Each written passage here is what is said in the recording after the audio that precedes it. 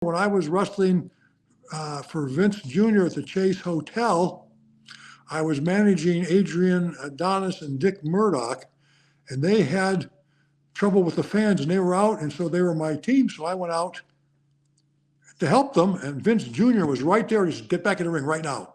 And looking back on that, at the time, I just did what I was told because Vince was the boss. But I think he was concerned about another riot and losing St. Louis maybe.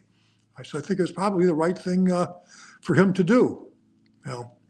So how did that come about with you managing Murdoch and Adonis when they were in St. Louis for WWE?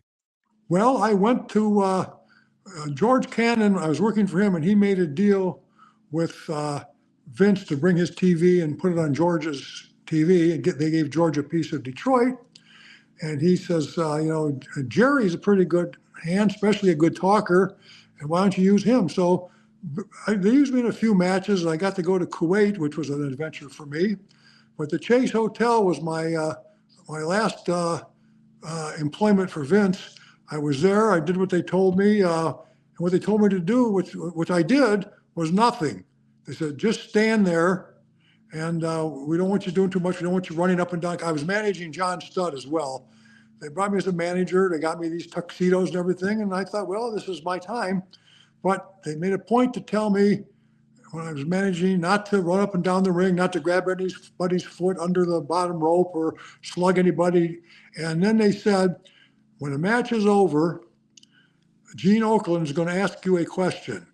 We're not going to tell you what that question is because we want to see how fast you are on your feet. This is Pat Patterson talking to me. And the whole thing, the question and the answer is only going to be a minute. So the match is over with John Studd. And I go out of the ring and they says, what does John Studd need you for? Why are you have to be in his corner? He's a big man. He seems tough enough. So without any preparation, I came up with this. I'll tell you why. Because too many people take advantage of him. With me in his corner, I can make sure the referees are honest. I can make sure the commissioners are honest. I can make sure the promoters are honest. He doesn't have to worry about his money. He doesn't have to worry about backstabbers. I protect him in every possible way. So when he's in that ring, all he has to have on his mind is his match.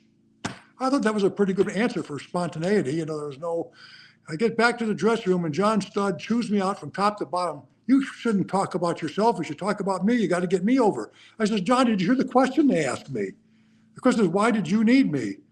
So I was just thoroughly disgusted at the time. And Studd used to go around bragging he had gotten me fired. But Pat Patterson may have. I've heard a lot of stories about Pat Patterson.